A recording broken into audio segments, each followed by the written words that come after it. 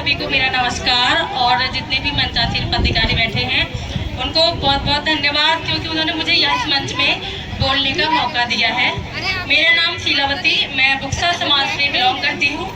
मैं गरीब परिवार की महिला हूँ। मेरे परिवार में मेरे पति और एक मेरा छोटा बच्चा है। बाथरूम में मैं शादी होकर आई हूँ कदरपुर ब्लॉक से।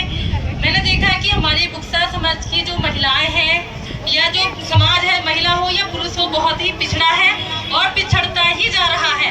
उसका एक रीजन है शिक्षा। जो शिक्षा पढ़े लिखे होते हुए भी आगे नहीं आ पा रहे हैं, और उसका एक कारण और है, शिक्षा के अलावा उनको कोई मोटिवेट करने वाला नहीं है, उसको कोई सही राह दिखाने वाला नहीं है। जिनके माता पिता, आसपास का परिवार, समाज ही अनपढ़ और अज्ञानी रहा हो, वो कैसे आगे बढ़ पाएगा। तो इसलिए मैं अपनी कहानी, अपनी जुबानी सुनाना चाहती हूँ कि मैं एक गरीब महिला अपने घर परिवार, खेत, जंगलों से निकल के प्रधानमंत्री मोदी जी और महामहिम राष्ट्रपति जी तक कैसे पहुँच पाई। सबसे पहले मैं अपने जन्म देने वाले माता पिता को धन्यवाद करूँगी कि उन्होंने मुझे जन्म दिया, पढ़ाया, लिखाया और इस योग्य बनाया कि मैं अपने मन की बात समाज के सामने रख सकूं। दूसरी चीज, वो शिक्षक जिन्होंने मुझे पढ़ने में सहयोग दिया और आज यहाँ तक पहुँचाया। दूसरी चीज, मेरे पति। कई बार क्या होता है, लड़कियाँ पढ़ी लिखी होती हैं लेकिन उनका ससुराल, उनका पति, उनका परिवार उनको ऐसा नहीं मिलता कि जो उनकी भावनाओं को समझ सके। अगर वो घर से बाहर जाना चाहती हैं तो उनको घर जैसे बाहर जाने का मौका मिले, आगे बढ़ने का मौका मिले। उनको भी मैं बहुत दिल से धन्यवाद देना चाहती हूँ। मैं इसलिए नहीं कि वो मेरे पति हैं, मैं उनकी सोच को धन्यवाद देना चाहती हूँ। उन्होंने कभी ये नहीं सोचा कि मेरी बीवी एक महिला है तो घर बाहर जाके सैकड़ों लोगों से मिलेगी, पता नहीं क्या बोलेगी, कहता होगी, ये उनकी थिंकिंग है ही नहीं बिल्कुल। वो बिल्कुल बहुत अच्छे से सोचते हैं और मुझे हमेशा आगे बढ़ने के लिए मोटिवेट करते रहते हैं। दूसरी चीज़, एक हमारी और दूसरे उसके बाद शादी होने के बाद मैं समूह में जुड़ी। समूह में जुड़ने के लिए मैं अपनी सीमा दीदी को थैंक यू कहना चाहती हूँ, क्योंकि उन्होंने ही मुझे समूह से जोड़ा, समूह का महत्व बताया कि समूह से आप कहाँ कहाँ तक बढ़ सकते हो, और जिसके बदौलत आज मैं यहाँ हूँ। दूसरी चीज़, समूह में बढ़ते गए, समूह की जानकारी मिली, और उसके अलावा कि हम समूह के थ्रू खुद को कैसे आगे बढ़ा सकते हैं। धीरे धीरे सरकारी योजनाओं का लाभ मिलता रहा है, जिसमें एक बहुत ही महत्वपूर्ण योजना है प्रधानमंत्री जनमन योजना, जिनके तहत मुझे आवास मिला है। सबसे पहले मेरा कच्चा घर था, बारिश होती थी, पानी गिरता था, घर में पानी आ जाता था। मैं अपने सामान को बचाऊं या अपने बच्चे को संभालूं या खुद को संभालूं या टपकते हुए घर को संभालूं, क्या क्या करूं, बड़ी दिक्कत होती थी। तो मैं मोदी जी को बड़े धन्यवाद देना चाहती हूं, और जो द्रौपदी मुर्मू जी हमारी राष्ट्रपति है महामहिम, उनको दिल से धन्यवाद चाहती हूँ कि उन्होंने स्पेशली बुक्सा जनजाति के लिए सोचा। महंगाई को देखते हुए उन्होंने जो हमको आवास के लिए पैसा मिलता था 1.5 लाख रुपए, उसमें उन्होंने हमको 2 लाख और उससे 2,20,000 रुपए भी दिया, ऊपर से हमको मजदूरी भी दी। उनको मैं धन्यवाद देना चाहती हूँ, जिसमें मेरा घर अब बहुत अच्छा बन चुका है और उसमें अब मैं रहना भी शुरू करने वाली हूँ इन नवरात्रों में।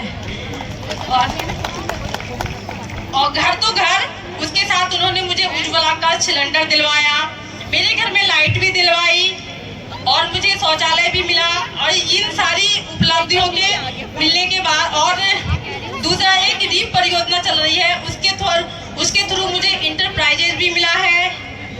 और अभी हाल ही में मैं कृषि सखी की ट्रेनिंग भी लेके आई हूँ।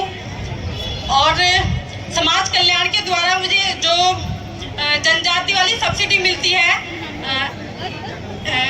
MYS करके है, जिसमें 50,000 तक की सब्सिडी है, मुझे वो भी मिली है। उसके लिए मैं समाज कल्याण विभाग, रीप और NRLM सबका धन्यवाद देना चाहती हूँ। दूसरी चीज़, जब हम प्रधानमंत्री जी से वहाँ मिले तो उन्होंने पहुँचा कि आपको यहाँ तक पहुँचाने में किस किस का हाथ है। तो मैंने फर्स्ट ऑफ ऑल अपनी सीमा दी और NRLM, रीप और जो हमारे समाज कल्याण विभाग के सर हैं, अमन अनिरुद्ध सर, नगमा मैडम, इन्होंने मुझे बहुत सपोर्ट किया था। पहले तो मैं डिमोटिवेट हो रही थी कि इतनी दूर कैसे जाऊंगी, उनसे कैसे बात करूंगी। तो उन्होंने मुझे समझाया कि आप बिल्कुल मत घबराओ, आप एक बार जाइए, आपको वहाँ से बहुत अच्छा मोटिवेशन मिलेगा। जब मैं वहाँ गई, मोदी जी से बात करी, तो उनको मैंने बताया कि हम ये काम कर रहे हैं अपने समूह के थ्रू। उन्होंने हमारे काम को, जैसे डोना पत्तल हो गया, डलिया हो गया, और जो पापड़ भी बना रही हैं महिलाएं, इन सब चीज़ों के बारे में बताया कि हम इन चीज़ों का प्रोटेक्शन कर रहे हैं।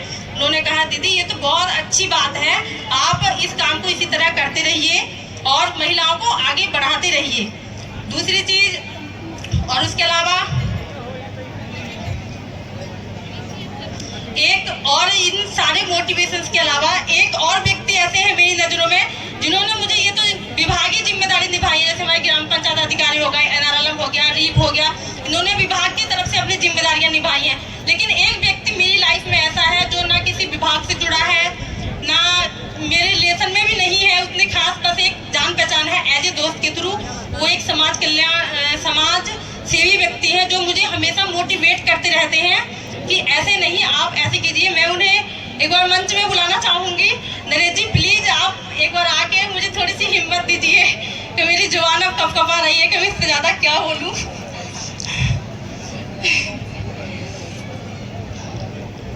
और सबसे पहले तो मैं तहे दिल से इस जनता को और अपने सारे बुक्सा समाज को धन्यवाद दूंगी कि उन सबके प्यार की वजह से मैं वहाँ तक पहुँच पाई हूँ। मोदी जी हम बुक्सा जनजातियों को जान पाए, उन्होंने हमारे बारे में पूछा हमसे कि आपकी जनजाति कैसी है, उनका रहन सहन कैसा है, वो कैसे हैं। मुझे उनसे बात करके बहुत बहुत बहुत अच्छा लगा।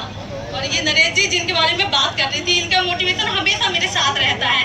और दूसरी चीज़ एक और है जिनका मैं नाम लेना भूल रही हूँ, राजेश भैया, जो हमें मेरी फैमिली तक मुझे बधाई देने गए थे। उन्होंने मुझे हर विपत्ति के टाइम पे उन्होंने मुझे सपोर्ट किया है कि शीला बहन ऐसा नहीं, आप ऐसा करोगी तो आप वहाँ तक आपको लक्ष्य जरूर मिलेगा।